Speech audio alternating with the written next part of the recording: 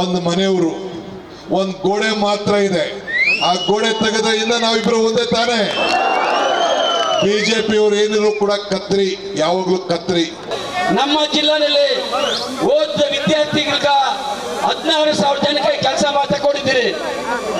ಅದೇ ಅಲ್ದಿರ ಈ ಭಾಗದಲ್ಲಿ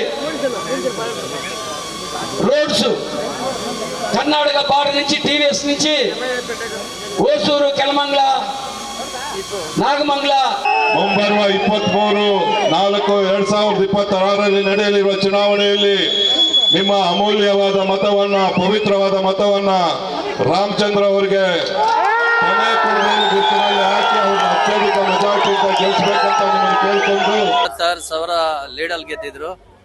ಈ ಬಾರಿ ಅದಕ್ಕಿಂತ ಅಧಿಕವಾಗಿ ಗೆಲ್ತಾರೆ ಅಂತ ನಾನು ಅನ್ಕೊಂಡಿದ್ದೀನಿ. ಯಾಕೆಂದ್ರೆ ಇಲ್ಲಿ ಜನ ನೋಡ್ತಾ ಇದ್ರೆ ಅವ್ರು ಮಾಡಿರುವಂತ ಕಾರ್ಯಕ್ರಮ ಆಗ್ಬೋದು, ಮತ್ತೆ ಈಗಾಗಲೇ ನಮ್ಮ ಆನೇಕಲ್ ಕಸ್ಬಾ ಮತ್ತೆ ಟೌನ್ ಅಲ್ಲಿ ಕಡಿಮೆ ಅಂದ್ರು ಈ ಕಾನ್ಸ್ಟಿಟ್ಯೂನ್ಸಿಗೆ ಸೇರಿದ ಹಾಗೆ ಒಂದು 3,000-4,000 ಓಟು ನಮ್ಮ ಆನೇಕಲ್ ಪಟ್ಟಣದಲ್ಲೇ ಮತ್ತೆ ಕಸ್ಬಾದಲ್ಲಿದೆ. ಇವತ್ತು ಸಾವಿರಾರು ಸಂಖ್ಯೆಯಲ್ಲಿ DK ಶಿವಕುಮಾರ್ ಅವರು ರಾಮಚಂದ್ರನ್ ಅವರಿಗೆ ಮತವನ್ನು ಕೇಳಿ ನಿಮ್ಮೆಲ್ಲರ ಆಶೀರ್ವಾದ ರಾಮಚಂದ್ರನ ಮೇಲೆ ಇರಲಿ ಅಂತ ಹೇಳಿ ಇವತ್ತು ಮಾತಾಡಿದ್ರು. ಆಮೇಲೆ ಮತ್ತೆ ಪಂಚರಾಜ್ಯಗಳ ಚುನಾವಣೆಯಲ್ಲಿ ಎಲ್ಲರ ಗಮನ ಸೆಳೆದಿರುವಂತದ್ದು ತಮಿಳುನಾಡಿನಲ್ಲಿ. ಈ ಒಂದು ತಮಿಳುನಾಡಿನಲ್ಲಿ ದ್ರಾವಿಡ ಪಕ್ಷಗಳ ಕಾಳಗ ಈ ಬಾರಿ ಹಿಂದೆಂದಿಗಿಂತಲೂ ಕೂಡ ಈ ಬಾರಿ ಜೋರಾಗಿದೆ. DMK ಮತ್ತು ಒಕ್ಕೂಟ, ಹಾಗೆಯೇ AIDMK ಮತ್ತು ಒಕ್ಕೂಟದ ನಡುವೆ ನೇರವಾದಂತಹ ಹಣಾಹಣಿ ನಡೆಯುತ್ತಿದೆ. ಇನ್ನು ಅದರಲ್ಲೂ ಕರ್ನಾಟಕಕ್ಕೆ ಹೊಂದಿಕೊಂಡಿರುವಂತಹ ತಳಿ ವಿಧಾನಸಭಾ ಕ್ಷೇತ್ರದಲ್ಲಿ ಇಂಡಿ ಕೂಟದಿಂದ ಅಂದ್ರೆ CPIM ನಿಂದ ರಾಮಚಂದ್ರರವರು ಅಭ್ಯರ್ಥಿಯಾಗಿದ್ದರೆ ಅವರಿಗೆ ಪ್ರತಿಸ್ಪರ್ಧಿಯಾಗಿ ಬಿಜೆಪಿ ಅಂದ್ರೆ AIDMK ಕೂಟದಿಂದ ಡಾಕ್ಟರ್ ನಾಗೇಶ್ ಅವರು ಬಿಜೆಪಿ ಅಭ್ಯರ್ಥಿ ಇವರ ಪ್ರತಿಸ್ಪರ್ಧಿಯಾಗಿದ್ದಾರೆ. ಇಬ್ಬರ ನಡುವೆ ಒಂದಷ್ಟು ಸ್ಪರ್ಧೆ ಏರ್ಪಟ್ಟಿದೆ. ಆದ್ರೆ ಒಂದು ಹಂತದಲ್ಲಿ ಒಂದೆಜ್ಜೆ ರಾಮಚಂದ್ರರವರು ಮುಂದಿದ್ದಾರೆ ಅಂತ ಎಲ್ಲ ವಿಶ್ಲೇಷಣೆಗಳು ಕೂಡ ತಿಳಿಸ್ತಾ ಇದೆ. ಈಗ ಕರ್ನಾಟಕದ ಉಪಮುಖ್ಯಮಂತ್ರಿ DK ರವರು ತಳಿ ವಿಧಾನಸಭಾ ಕ್ಷೇತ್ರಕ್ಕೆ ಎಂಟ್ರಿ ಕೊಟ್ಟಿದ್ದಾರೆ. ಅಬ್ಬರದ ಪ್ರಚಾರವನ್ನ ಇಡೀ ತಳಿ ವಿಧಾನಸಭಾ ಕ್ಷೇತ್ರದಾದ್ಯಂತ ನಡೆಸ್ತಾ ಇದ್ದಾರೆ. ರಾಮಚಂದ್ರ ಪರವಾಗಿ ಮತಯಾಚನೆಯನ್ನ ಮಾಡ್ತಾ ಇದ್ದಾರೆ. ಈ ಒಂದು ಸಂದರ್ಭದಲ್ಲಿ ಸಾರಿಗೆ ಸಚಿವರಾಗಿರುವಂತಹ ಮತ್ತು ಮುಜರಾಯಿ ಸಚಿವರು ಆಗಿರುವಂತಹ ರಾಮಲಿಂಗಾರೆಡ್ಡಿ ರವರು, ಆನೇಕಲ್ ಶಾಸಕರಾದಂತಹ ಶಿವಣ್ಣ, ಮಾಲೂರು ಶಾಸಕರಾದಂತ ನಂಜೇಗೌಡ, ವಿಧಾನ ಪರಿಷತ್ ಸದಸ್ಯರಾದಂತಹ ರಾಮೋಜಿಗೌಡ ಮತ್ತು ಆನೇಕಲ್ನ ಬಹುತೇಕ ಎಲ್ಲ ಮುಖಂಡರು ಕೂಡ ಉಪಸ್ಥಿತರಿದ್ದರು. ಆನೇಕಲ್ ಪುರಸಭೆಯ ಮಾಜಿ ಅಧ್ಯಕ್ಷರಾದಂತಹ ಪದ್ಮನಾಭರವರು ಕೂಡ ಈ ಒಂದು ಚುನಾವಣಾ ಪ್ರಚಾರದಲ್ಲಿ ಭಾಗಿಯಾಗಿದ್ದರು. ಈ ಬಾರಿಯೂ ಕೂಡ ರಾಮಚಂದ್ರರವರು ಜಯಬೇರಿ ಬಾರಿಸಲಿದ್ದಾರೆ. 50,000ಕ್ಕೂ ಹೆಚ್ಚು ಮತಗಳಿಂದ ಜಯಗಳಿಸಲಿದ್ದಾರೆ ಅಂತೇಳಿ ವಿಶ್ಲೇಷಣೆಯನ್ನ ಮಾಡಿದರು. DK ಅವರ ಈ ಒಂದು ಚುನಾವಣಾ ಪ್ರಚಾರ ಹೇಗಿತ್ತು, ಜನಸ್ಪಂದನೆ ಮತ್ತು ಕಾರ್ಯಕರ್ತರುಗಳ ಉತ್ಸಾಹ ಹೇಗಿತ್ತು ಅದೆಲ್ಲವನ್ನು ಕೂಡ ದೃಶ್ಯಗಳಲ್ಲಿ ನೋಡ್ತಾ DK ರವರ ಅಬ್ಬರದ ಪ್ರಚಾರವನ್ನೊಮ್ಮೆ ನೋಡೋಣ ಬನ್ನಿ. ಎಲ್ಲರಿಗೂ ವಣಕಂ. ಎಲ್ಲರಿಗಿಂತ ಮುಖ್ಯವಾಗಿ ನಿಮ್ಮ ನಮ್ಮ ಎಲ್ಲರ ಪ್ರೀತಿ ಅಭ್ಯರ್ಥಿ ರಾಮಚಂದ್ರ ಅವರಿದ್ದಾರೆ.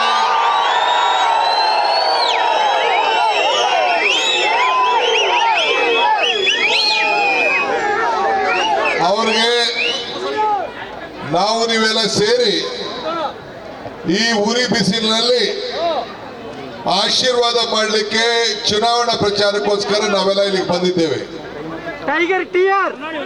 ಸ್ವಲ್ಪ ಸುಮ್ಮನೆ ಇರಿ ಅಂತ ಹೇಳ್ತಾ ಇದ್ದೀನಿ. ನಾನು ಯಾವ ಟೈಗರು ಇಲ್ಲ, ಎಲೆಕ್ಷನ್ ಗೆಲ್ಸಿ ಫಸ್ಟ್. ನಾನು ಸ್ಟಾಲಿನ್ ಅವರು ಚೆನ್ನೈನಲ್ಲಿ ಮೊದಲನೇ ಚುನಾವಣಾ ಪ್ರಚಾರವನ್ನ ಪ್ರಾರಂಭ ಮಾಡಿದ್ದು. ನಮ್ಮ ಎಲ್ಲ ಅಭ್ಯರ್ಥಿಗಳನ್ನ ಪ್ರಚಾರ ಮಾಡಿ ಪರಿಚಯ ಮಾಡಿ ಈ ಒಂದು ಟೌನ್ನಲ್ಲಿ ಸಿಟಿಲಿ, ಚೆನ್ನೈ ಸಿಟಿಲಿ ನಾನು ಸುಮಾರು ಒಂದು 15-20 ಹಿಂದೆ ಹೋಗಿ ನಮ್ಮ ಚುನಾವಣಾ ಕಾಂಗ್ರೆಸ್ ಪಕ್ಷದ ಪ್ರಣಾಳಿಕೆ ಬಿಡುಗಡೆ ಮಾಡಿ ರಾಹುಲ್ ಗಾಂಧಿ ಅವರು, ಮಲ್ಲಿಕಾರ್ಜುನ್ ಖರ್ಗೆ ಅವರು ಅವರ ಮಾರ್ಗದರ್ಶನದಲ್ಲಿ ಹೋಗಿ ಪಕ್ಷದ ಪರವಾಗಿ ಪ್ರತಿನಿಧಿಸಿ ನಾನು ಬಂದೆ. ಇವತ್ತು ತಮಿಳಿನಲ್ಲೂ ಮಾತಾಡೋಣಂತ ಆಸೆ ಇದೆ, ಆದರೆ ನನಗೆ ಬರಲ್ಲ. ಆದರೆ ಕನ್ನಡದಲ್ಲೇ ರಾಮಚಂದ್ರನ್ ಪ್ರಕಾಶ್ ಅವರು ಕನ್ನಡದಲ್ಲೇ ಮಾತಾಡಿದ್ರು. ನೀವೆಲ್ಲ ಕನ್ನಡಿಗರಿದ್ದೀರಿ. ನಮ್ಮ ಕರ್ನಾಟಕದ ಬಾರ್ಡರ್ ಕ್ಷೇತ್ರ, ಕರ್ನಾಟಕದ ಬಾರ್ಡರ್ ಕ್ಷೇತ್ರ ಜೊತೆಗೆ ನನ್ನ ಕನಕಪುರದ ಬಾರ್ಡರ್ ಕ್ಷೇತ್ರ ಕೂಡ ತಳಿ. ನಾನು ಎಷ್ಟೋ ಜನ ವೋಟರ್ಸ್ಗೆ ಹಿಂದೆ ನಿಮ್ಮಲ್ಲಿ ನಮ್ಮಲ್ಲಿ ಸಂಬಂಧ ಇಟ್ಕೊಂಡು ಜಮೀನು ಆಸ್ತಿ ಇಟ್ಕೊಂಡಿರೋರಿಗೆ ಬರ್ರಯ್ಯ ಓಟ್ ನಮ್ಮಲ್ಲಿ ಮಡಿಕೊಳ್ಳಿ ಅಂತ ಕೇಳಿದೆ. ಇಲ್ಲ ಇಲ್ಲ, ರಾಮಚಂದ್ರರು ನಮಗೆ ಚೆನ್ನಾಗಿ ನೋಡ್ಕೊಳ್ತಾ ಇದ್ದಾರೆ, ನಮ್ಮ ಓಟ್ ಅಲ್ಲೇ ಇರ್ಲಿ ಅಂತ ಹೇಳಿ ಎಲ್ಲ ಇಲ್ಲೇ ಇಟ್ಕೊಂಡು. ಆಮೇಲೆ ನಾನು ಕಾಂಗ್ರೆಸ್ ಪಕ್ಷದ ಅಧ್ಯಕ್ಷರಾದ ಮೇಲೆ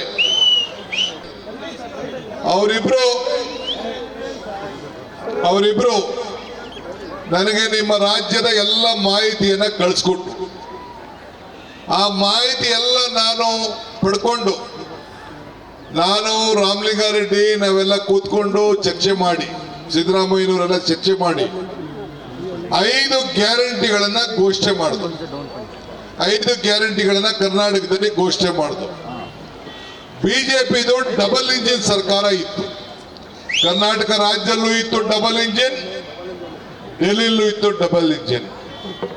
ಮೋದಿ ಸಾಹೇಬರು ಮತ್ತು ಬಿಜೆಪಿಯವರೆಲ್ಲ ನಿಮ್ಗೆ ಅಚ್ಚೇ ದಿನ ತರ್ತೀವಿ ಅಂತ ಹೇಳಿತ್ತು. ಅಚ್ಚೇ ದಿನ ತಮಿಳ್ನಾಡಲ್ಲೂ ತರ್ತೀವಿ ಅಂತ ಹೇಳಿದ್ರು, ಕರ್ನಾಟಕದಲ್ಲೂ ತರ್ತೀವಿ ಅಂತ ಹೇಳಿದ್ರು, ದೆಹಲಿಲಿ ತರ್ತೀವಿ ಹೇಳ್ತಿರು. ಈ ಹುಡುಗರು ಯಾರೋ ಕೇಳ್ತಾ ಇದ್ರು, ಇಲ್ಲಿ ರಾಮಚಂದ್ರ ಕೂಡ ಹೇಳ್ತಾ ಇದ್ರು, 15 ಲಕ್ಷ ರೂಪಾಯಿನ ನಿಮ್ ಕೈಲೆಲ್ಲ ಜನ್ಧನ್ ಅಕೌಂಟ್ ಓಪನ್ ಮಾಡಿಸಿದ್ರು, ನಿಮ್ಗೆ ಹಣ ಬಂತ ಅಂತ ನಿಮ್ನ ಕೇಳ್ತಾ ಇದ್ರು. ಕೇಳಿದ್ರು ಇಲ್ಲ? ಈಗ ನಮ್ ಜನ ಎಲ್ಲ ಅಕೌಂಟ್ ಓಪನ್ ಮಾಡಿದ್ರು ಇಲ್ವೋ? ದುಡ್ಡು ಏನಾದ್ರು ಬಂತ? ಏನು ಇಲ್ಲ. ನಾನು ಮಾತು ಕೊಟ್ಟೆ, 5 ಗ್ಯಾರಂಟಿ, ಪಂಚ ಗ್ಯಾರಂಟಿ ಮಾತು ಕೊಟ್ಟೆ. ನಿಮ್ಮ ಎಲ್ಲ ನಂಟರುಗಳೆಲ್ಲ ಕರ್ನಾಟಕದಲ್ಲಿದ್ದಾರೆ, ನಿಮ್ಮ ಸ್ನೇಹಿತರುಗಳೆಲ್ಲ ಕರ್ನಾಟಕದಲ್ಲಿದ್ದಾರೆ, ನಿಮ್ಮೆಲ್ಲ ಜನ ಕರ್ನಾಟಕ ಇಲ್ಲೂ ಬರ್ತಾರೆ, ಅಲ್ಲೂ ಹೋಯ್ತಾ ಇದ್ದಾರೆ. ನಾವೇನು ಮಾತು ಕೊಟ್ಟು, ನಿಮ್ಮಲ್ಲಿ ಟೌನ್ ಅಲ್ಲಿ ಮಾತ್ರ ಈ ಬಸ್ಸು ಹೋರಾಟ ಮಾಡೋದಿತ್ತು ಫ್ರೀಯಾಗಿ. ರಾಮಲಿಂಗಾರೆಡ್ಡಿ ಅವರು ಮಂತ್ರಿ, ಅವರೇ ಇಲ್ಲಿದ್ದಾರೆ. ಶಕ್ತಿ ಯೋಜನೆ ಅಂತ ಮಾಡಿ ಇಡೀ ಕರ್ನಾಟಕ ರಾಜ್ಯದಲ್ಲಿ ಉದ್ದಗಲಕ್ಕೂ ಕೂಡ ಪ್ರಯಾಣ ಮಾಡೋ ಕಾರ್ಯಕ್ರಮವನ್ನು ತಂದು 5 ಗ್ಯಾರಂಟಿಲಿ ಈಗ ಕರ್ನಾಟಕದಲ್ಲಿ ಎಲ್ಲ ಹೆಣ್ಮಕ್ಳುಗಳು ಪ್ರಯಾಣ ಮಾಡ್ತಾ ಇದ್ದಾರೆ ತಾನೇ. ಈಗ DMK ಪ್ರಣಾಳಿಕೆಯಲ್ಲಿ, ನಮ್ಮ ಎಲ್ಲ ಒಕ್ಕೂಟದ ಪ್ರಣಾಳಿಕೆಯಲ್ಲಿ, ಇಂಡಿಯಾ ಅಲೈನ್ಸ್ ಪ್ರಣಾಳಿಕೆಯಲ್ಲಿ ಇವತ್ತು ಸ್ಟಾಲಿನ್ ಅವರು ಮತ್ತೆ ಹೆಣ್ಣುಮಕ್ಕಳಿಗೆ ಇಡೀ ತಮಿಳುನಾಡು ಬಸ್ನಲ್ಲಿ ಎಲ್ಲರೂ ಕೂಡ ಉಚಿತವಾಗಿ ಪ್ರಯಾಣ ಮಾಡೋದು ಅಂತ ಅನೌನ್ಸ್ ಮಾಡಿದ್ದಾರೆ. ನಾವೇನು ಕರ್ನಾಟಕದಲ್ಲಿ ಮಾಡಿದೀವಿ, ಇಲ್ಲೇ ನಾವು ಅದು ಮಾಡ್ತಾ ಇದ್ದೀವಿ. ಈಗ ಹೆಣ್ಣು ಮಕ್ಕಳಿಗೆ 1,000 ರೂಪಾಯಿ ಕೊಡ್ತಾ ಇದ್ದಾರೆ. ನಾವು ಅದನ್ನ ನೋಡಿ 2,000 ಮಾಡ್ದು. ಈಗ ಸ್ಟಾಲಿನ್ ಅವರು ಕೂಡ ಎಲ್ಲ ನನ್ನ ತಾಯಂದಿರಿಗೆ, ಕುಟುಂಬದ ಹೆಣ್ಮಕ್ಳಿಗೆ, ಮನೆ ಯಜಮಾನಿಯರಿಗೆ 1,000ರಿಂದ ಮತ್ತೆ ಈ ರಾಜ್ಯದಲ್ಲಿ ನೀವು ಇಲ್ಲಿ ನಮ್ಮ MLA ಅವ್ರನ್ನ ಆಯ್ಕೆ ಮಾಡೋದ್ರಿಂದ ನಿಮ್ಮೆಲ್ಲರ ಹೆಣ್ಮಕ್ಳ ಅಕೌಂಟ್ಗೆ, ಹೆಣ್ಣು ಕುಟುಂಬದ ಕಣ್ಣು ಅವ್ರ ಅಕೌಂಟ್ಗೆ 2,000 ರೂಪಾಯಿ ನೇರವಾಗಿ ಹೋಗುವಂತ ಕಾರ್ಯಕ್ರಮನ ಇವತ್ತು ಮಾಡ್ತಾ ಇದ್ದೀವಿ. ಅದಲ್ಲದೆ ಈಗ ತಾನೇ ಹೇಳಿದ್ರು, ಮನೆಯಲ್ಲಿ ಸಾಮಾನು, ಪಾತ್ರೆ ಇರ್ಬೋದು, ಟಿವಿ ಇರ್ಬೋದು, ಸ್ಟವ್ ಇರ್ಬೋದು, ಬಿಡಿ ಗ್ಯಾಸ್ ಅಂತೂ ಕತೆ ಹೋಯ್ತು, ಒಲೆನೇ ಗ್ಯಾರಂಟಿ ಮುಂದಕ್ಕೆ ಹೊಂಟೋಯ್ತು. ಗ್ಯಾಸ್ ಹೋಯ್ತು, ಒಲೆ ಬಂತು. ಯಾರಿಂದ? ಮೋದಿಯವರಿಂದ ಬಂತು. ಮನೆಯಲ್ಲೆಲ್ಲ ಅಶೋಕ್ ಬಂದಿರಂತೆ, ಕೇಳ್ಬೇಕಾಯ್ತು, ನಿನ್ ಗ್ಯಾಸ್ ಹೊಂಟೋಯ್ತು ಬಂತು ಇಲ್ಲಿ ಅಂತ. ನಾನು ದಡ್ಡಿಕೋಟೆಗೆ ಬಂದಿರಂತೆ. ಈಗ 8,000 ರೂಪಾಯಿ ಕೊಡ್ತೀವಿ ಅಂತ ಮಾತು ಕೊಟ್ಟಿದ್ದಾರೆ. DMK ಪಕ್ಷ, ಕಾಂಗ್ರೆಸ್ ಪಕ್ಷ, ಕಮ್ಯುನಿಸ್ಟ್ ಪಕ್ಷ ಯಾವತ್ತಾರು ಒಂದು ಮಾತು ಕೊಟ್ರೆ ನುಡಿದಂತೆ ನಡೆಯುವಂತ ಪಕ್ಷಗಳು ಇದು ತಾವು ಗಮನಿಸಬೇಕು. ಈ ದೇಶದ ಇತಿಹಾಸದಲ್ಲಿ ಈಗ ರೈತರಿಗೆ ನಾವು ಕೂಡ ಫ್ರೀ ಕರೆಂಟ್ ಕೊಡ್ತಾ ಇದ್ದೀವಿ. ನೀವೆಲ್ಲ ರೈತರು ಮಕ್ಕಳಿದ್ದೀರಿ, ನಿಮ್ಗೆಲ್ಲ ಕೂಡ ಮುಚಿತವಾಗಿ ಮೀಟರ್ ಇಲ್ಲದೆ ಫ್ರೀ ಕರೆಂಟ್, ಮೀಟರ್ಲೆಸ್ ಪಂಪ್ ಸೆಟ್ ಕೊಡಬೇಕು ಅಂತ ಹೇಳಿ ಈಗಾಗಲೇ ನಾವು ಆಶ್ವಾಸನೆಯನ್ನು ಕೂಡ ನಾವು ಕೊಟ್ಟಿದ್ದೇವೆ. ಈಗಲ್ಲೇ ಪೆನ್ಷನ್ ಸ್ಕೀಮು, ಪೆನ್ಷನ್ ಸ್ಕೀಮಲ್ಲೂ ಕೂಡ 2,000 ರೂಪಾಯಿ ಕೊಡೋದು ಓಲ್ಡ್ ಏಜ್ ಪೆನ್ಷನ್ಗೆ, ಹ್ಯಾಂಡಿಕ್ಯಾಪ್ಡ್ಗೆ 2,500 ರೂಪಾಯಿ ಕೊಡೋದು. ಈ ರೀತಿ ಅನೌನ್ಸ್ಮೆಂಟ್ ಮಾಡಿದ್ದೀವಿ. ಇದು ಮೊದಲಿಂದ ಕೂಡ DMK ಕಮ್ಯುನಿಸ್ಟು ಪಾರ್ಟಿ ಇವೆಲ್ಲ ಕೂಡ ಕೊಟ್ಟ ಮಾತನ್ನ ಉಳಿಸ್ಕೊಂಡು ಬಂದಿರುವಂತ ಒಂದು ಪಕ್ಷ.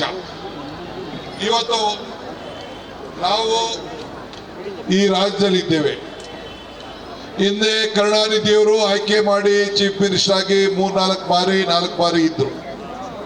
ಈಗ ಕಳೆದ 5 ವರ್ಷದಿಂದ ಅವರ ನಡೆಯಲ್ಲಿ ಏನು ನಮ್ಮ ಪೆರಿಯಾರ್ ಅವರ ಮಾರ್ಗದರ್ಶನದಲ್ಲಿ, ಪೆರಿಯಾರ್ ಅವರ ಮಾರ್ಗದರ್ಶನ ಅವರ ಮಾತೃಭಾಷೆ ಕನ್ನಡ ಆಗಿತ್ತು. ಆದರೆ ಅವರು ತಮಿಳಿಗೋಸ್ಕರ ಹೋರಾಟವನ್ನು ಮಾಡ್ಕೊಂಡು ಬಂದರು. ಮಾಸ್ತಿ ವೆಂಕಟೇಶ್ ಅಯ್ಯಂಗಾರ್ ಇರೂರಿನವರು, ಅವರು ಮಾತೃಭಾಷೆ ಕನ್ನಡ ಇತ್ತು. ಅವರು ತಮಿಳಿಗೋಸ್ಕರ ಅವರು ಹೋರಾಟವನ್ನು ಮಾಡಿಕೊಂಡು ಬಂದರು. ಹಂಗೆ ನಾವೆಲ್ಲ ಪರಸ್ಪರ ಅಣ್ಣ ತಮ್ಮಂದಿರು, ನಾವೆಲ್ಲ ಒಂದೇ ತಾಯಿಯ ಮಕ್ಕಳು. ಊರುಗಳಲ್ಲಿ ಭಾಗ ಆಗಿದ್ದೇವೆ ಅಷ್ಟೇ. ಅಷ್ಟು ಬಿಟ್ರೆ ನಾವೆಲ್ಲ ಇವತ್ತು ದಕ್ಷಿಣ ಭಾರತದ ಸ್ವಾಭಿಮಾನಕ್ಕೋಸ್ಕರ ಇವತ್ತು ಹೋರಾಟವನ್ನು ಮಾಡಿ ನಾವೆಲ್ಲ ಇವತ್ತು ಸೇವೆಯನ್ನು ನಾವು ಮಾಡಿಕೊಂಡು ನಾವು ಬರ್ತಾ ಇದ್ದೇವೆ. ತಮ್ಗೆ ನಾನು ಕೇಳ್ಕೊಳ್ಳೋದು ಇಷ್ಟೇ, ಈ ದೇಶದ ಉದ್ದಗಲಕ್ಕೂ ಕೂಡ ಭಾರತದ ಇತಿಹಾಸದಲ್ಲಿ ನಾವೆಲ್ಲ ಒಗ್ಗಟ್ಟಿನಿಂದ ಈ ಬಿಜೆಪಿ 11 ವರ್ಷ ಆಗಿದೆ. ಕೊಟ್ಟ ಮಾತೇನಾದ್ರು ಉಳಿಸ್ಕೊಂಡಿದ್ದಾರ? ಯಾವ್ದಾದ್ರು ಒಂದು ಕಾರ್ಯಕ್ರಮ ತಂದಿದ್ದಾರ? ಉಚಿತವಾಗಿ ಅಕ್ಕಿ ಕೊಡೋ ಕಾರ್ಯಕ್ರಮ ಅವ್ರೇನಾದ್ರು ತಂದಿದ್ರ? ಅಂಗನವಾಡಿ ಕಾರ್ಯಕ್ರಮ ಅವ್ರೇನಾದ್ರು ತಂದಿದ್ರ? ಆಶಾ ಕಾರ್ಯಕ್ರಮ ತಂದಿದ್ರ? ಉಳುನ್ಗೆ ಭೂಮಿ ತಂದಿದ್ರ? ಉಚಿತವಾಗಿ ಕರೆಂಟ್ ಕೊಡೋದು ತಂದಿದ್ರ? ರೈತರ ಕರೆಂಟ್ ಕೊಡೋದು ತಂದಿದ್ರ? ಏನು ಇಲ್ಲ. ಬರೀ ಪುಟ್ಟಿ, ಬೇವಿನ ಸೊಪ್ಪು, ನಂದೆ ಬೆಳಗೋ ಪೂಜಾರ ಅಂತ ಬರೀ ಖಾಲಿ ಡ್ರಮ್ಮು ಅಷ್ಟೇ. ಈಗ ತಾನೇ ನನ್ನ ಮಿತ್ರ ರಾಮಚಂದ್ರ ಹೇಳ್ತಾ ಇದ್ರು, ಬಿಜೆಪಿ ಅಧ್ಯಕ್ಷರು ನಮ್ಮ ರಾಜ್ಯದಲ್ಲಿ ಇದ್ರು. ಅವ್ರ ಹೆಸರೇನು? ಅಣ್ಣಾಮಲೈ. ಬೇರೆ ಒಳ್ಳೆ ಹುಡುಗ, ಪಾಪ ಅವನ್ನ ಕಿತ್ತಾಕ್ಬಿಟ್ರು. ಅವ್ರಿಗೆ ಟಿಕೆಟೇ ಕೊಡ್ಲಿಲ್ಲ. ಈ ಅಣ್ಣಾ DMK ಅವ್ರು ಹೇಳಿದ್ರು, ಅವನ್ನ ಜೊತೆ ಮಾಡಿಕೊಂಡ್ರೆ ನಾವು 10ಕ್ಕೆ ಸೇರಿಸೋದಿಲ್ಲ, ನಿಮ್ ಜೊತೆ ಬರುದಿಲ್ಲ ಅಂತ. ಇರ್ಲಿ, ಅದು ಅವ್ರಿಗೆ ಬಿಟ್ಟಿದ್ದಂತ ವಿಚಾರ. DMK ಗೆಲ್ತೀವಿ ಅಂದಿದ್ರೆ ಅಣ್ಣಾ DMK ಜೊತೆ ಹೋಯ್ತಿದ್ರಾ? ಅಣ್ಣಾ DMK ಏನಾದ್ರು ಸೆಕೆಂಡ್ ಪರವಾಗಿದೆ ಅಂತ ಹೇಳಲಿಕ್ಕೆ ನಾನು ಬಂದಿದ್ದೇನೆ. ಅವರ ಗೆಲುವು ನಿಮ್ಮ ಗೆಲುವು, ಅವರ ಶ್ರಮ ನಿಮ್ಗೆ ಫಲ. ಇದನ್ನ ತಾವು ಗಮನದಲ್ಲಿ ಇಟ್ಕೊಂಡಿರ್ಬೇಕು. ಇವತ್ತು ತಾವು ಇಷ್ಟು ದೊಡ್ಡ ಸಂಖ್ಯೆಯಲ್ಲಿ ಈ ಉರಿ ಬಿಸಿಲಿನಲ್ಲಿ ಇಷ್ಟು ತಾಳ್ಮೆಯಿಂದ ನನ್ನ ಭಾಷಣ ಕೇಳ್ತಾ ಇದ್ದೀರಲ್ಲ, ನಿಮ್ಮೆಲ್ಲರೂ ಕೂಡ ಒಂದು ಕೋಟಿ ನಮಸ್ಕಾರಗಳು. ಒಂದು ಗಮನದಲ್ಲಿ ಇಟ್ಕೊಳ್ಳಿ, ದೇವರು ವರನೂ ಕೊಡುವುದಿಲ್ಲ, ಶಾಪನೂ ಕೊಡುವುದಿಲ್ಲ, ಅವಕಾಶ ಮಾತ್ರ ಕೊಡ್ತಾನೆ. ಕೊಟ್ಟಂತ ಅವಕಾಶವನ್ನ ಯಾವ ರೀತಿ ನಾವು ಉಪಯೋಗಿಸ್ಕೊಳ್ತೀವಿ ಅದು ಬಹಳ ಮುಖ್ಯ. ಹಂಗೆ ರಾಮಚಂದ್ರರವರು ಹಿಂದೆ ನೀವು ಅವ್ರನ್ನ MLA ಮಾಡಿ ಕೊಟ್ಟಂತ ಸಂದರ್ಭದಲ್ಲಿ ನಿಮ್ಮ ಸೇವೆಯನ್ನ ಪ್ರಾಮಾಣಿಕವಾಗಿ ಸೇವೆಯನ್ನ ಮಾಡಿ ಆ ಅವಕಾಶವನ್ನ ನಿಮ್ಮ ಹೃದಯವನ್ನ ಗೆದ್ದಿದ್ದಾರೆ. ಅದು ಇಲ್ಲಿ ಬಹಳ ಮುಖ್ಯವಾದಂತ ವಿಚಾರ. ಹೆಣ್ಮಕ್ಳಿಗೆಲ್ಲ ಹೋಗಿ ಹೇಳಬೇಕು, ರಾಮಚಂದ್ರಗೆ ಓಟು 2,000 ರೂಪಾಯಿ ನಿಮ್ಮ ಅಕೌಂಟ್ಗೆ ಬರ್ತದೆ ಅನ್ನೋ ಮಾತನ್ನ ಅವ್ರಿಗೆ ಹೇಳಬೇಕು. ತಾಯಿಂದಿರಿಗೆಲ್ಲ ಹೇಳಬೇಕು, ಯಾರು ವಯಸ್ಸಾಗಿದ್ದಾರೆ ಅವ್ರಿಗೆಲ್ಲ ಅವರು ಕೂಡ 2,000 ರೂಪಾಯಿ ಕೊಡೋದು ಅಂತ ನಮ್ಮ ಪಕ್ಷ ಏನು DMK ಪಕ್ಷ ಇವತ್ತು ನಮ್ಮ ಎಲ್ಲ ಒಕ್ಕೂಟದ ಪಕ್ಷ, ಕಮ್ಯುನಿಸ್ಟ್ ಪಕ್ಷ, CPI ಪಕ್ಷ, ಎಲ್ಲ ಪಕ್ಷಗಳು ಇದನ್ನ ನಾವು ಅನೌನ್ಸ್ಮೆಂಟ್ ಮಾಡಿದ್ದೀವಿ. ಆದ್ರಿಂದ ಈ ರಾಜ್ಯಕ್ಕೆ ಒಂದು ಉತ್ತಮವಾದಂತ ಭವಿಷ್ಯ ಇದೆ. ಮೊನ್ನೆ ತಾನೇ ನಮ್ಮ DMK ಅಧ್ಯಕ್ಷರು ಈ ದೇಶದಲ್ಲಿ ನಮ್ದೆಲ್ಲ ಪಾರ್ಲಿಮೆಂಟ್ ಸೀಟ್ ಕಡಿಮೆ ಮಾಡಬೇಕು ಅಂತ ಅವರು ಒಂದು ದೊಡ್ಡ ಸಂಚು ನಡೆಸಿದ್ರು. ಆಮೇಲೆ ನಾವೇ ಹೇಳಿದೀವಿ 33% ಹೆಣ್ಮಕ್ಳಿಗೆ ಅಧಿಕಾರ ಕೊಡಿ ಅಂತ ನಾವು ಒಪ್ಕೊಂಡಿದೀವಿ. ಈ ಎಲೆಕ್ಷನ್ ಮಧ್ಯದಲ್ಲಿ ತಂದ್ಬಿಟ್ಟು ನಮ್ಗೆಲ್ಲ ಕತ್ತಲೆ ಮಾಡ್ಬಿಟ್ಟು ನಮ್ಮನ್ನೆಲ್ಲ ಮೂಲಿಗೆ ಕುಂಡ್ರಿಸ್ಬೇಕು ಅಂತ ಹೊರಟಿದ್ರು. ಸ್ಟಾಲಿನ್ ರವರು ಪ್ರತಿಭಟನೆ ಮಾಡಿ ಎಲ್ಲನೂ ಒಟ್ಟಿಗೆ ಸೇರಿ ರಾಹುಲ್ ಗಾಂಧಿ, ಸ್ಟಾಲಿನ್, ಮಲ್ಲಿಕಾರ್ಜುನ್ ಖರ್ಗೆ, ಕಮ್ಯುನಿಸ್ಟ್ ಅವರು ನಾವೆಲ್ಲ ಸೇರಿ ಒಗ್ಗಟ್ಟಿನಿಂದ ಬಿಲ್ ಅನ್ನ ತೆಗೆದು 34% ಹೆಣ್ಮಕ್ಳಿಗೆ ಇವತ್ತು ಕೂಡ ನಾವು ಬರ್ತಾ ಇದ್ದೀವಿ. ಈ ಪಂಚಾಯತಿಲಿ 50% ಕೊಡ್ತಾ ಇಲ್ವಾ? ಹಂಗೆ ಹೆಣ್ಮಕ್ಳಿಗೆ ಕೊಡಕ್ ನಾವು ರೆಡಿ ಇದ್ದೀವಿ. ಇದು ನಮ್ಮ ಪಕ್ಷದ ನಮ್ಮ ಒಕ್ಕೂಟದ ಮೂಲಭೂತ ದಂಧ ಇಂಡಿಯಾ ಅಲೈನ್ಸ್ ಬೆಂಗಳೂರಿನಲ್ಲಿ ರಚನೆ ಆಯಿತು. ನೀವೆಲ್ಲ ಸೇರಿ ಬಂದಿದ್ರಿ. ನಮ್ಮ ಇಲ್ಲಿ ಪ್ರಕಾಶ್ ಅವರು ಕೂಡ ಇದ್ದಾರೆ. ಅವರು ಉತ್ತಮವಾಗಿ ಕೆಲಸವನ್ನ ಹಿಂದೆ ಎಲ್ಲ ಹೊಸೂರಿನಲ್ಲಿ ಮಾಡಿದ್ರು. ಮುಂದಕ್ಕೂ ಕೂಡ ಅವ್ರಿಗೂ ಕೂಡ ಒಂದು ದೊಡ್ಡ ಭವಿಷ್ಯ ಇದೆ. ಇವತ್ತು ರಾಮಚಂದ್ರ ಅವ್ರಿಗೆ ಸಹಾಯ ಮಾಡಬೇಕು ಅಂತೇಳಿ ನಾವೆಲ್ಲ, ನಾನು, ಶಿವಣ್ಣ, ನಂಜೇಗೌಡರು, ರಾಮಲಿಂಗಾರೆಡ್ಡಿ ಅವರು, ನಾವೆಲ್ಲ ರಾಮಾಜಿಗೌಡರು ಎಲ್ಲ ಕೂಡ ಬಂದು ನಿಮ್ಮ ಜೊತೆ ಕೈ ಜೋಡಿಸ್ಲಿಕ್ಕೆ ಇಲ್ಲಿಗೆ ನಾವು ಬಂದಿದ್ದೇವೆ. ಹಿಂದೆ 56,000 ಓಟಿಂದ ಗೆಲ್ಸಿದ್ರಿ. ನನ್ನ ಕನಕಪುರದವರು ಅಶೋಕ್ ಮೇಲೆ 1,23,000 ಓಟಿಂದ ಗೆಲ್ಸಿದ್ರು. ಹಂಗೆ ಇವತ್ತು ನೀವು ಆಯ್ಕೆ ಮಾಡಬೇಕು. ಎಲೆಕ್ಷನ್ ಆದ್ಮೇಲೆ ನನ್ನ ಕರಿಬೇಕು. ತಿರ್ಗಾ ನಾನು ಬರ್ತೀನಿ. ನಿಮ್ಮೆಲ್ಲರೂ ಕೂಡ ಒಳ್ಳೇದಾಗ್ಲಿ, ಶುಭವಾಗ್ಲಿ. ರಾಮಚಂದ್ರನವರ ಕೈಯನ್ನ ಬಲಪಡಿಸಬೇಕು ಅಂತ ಹೇಳಿ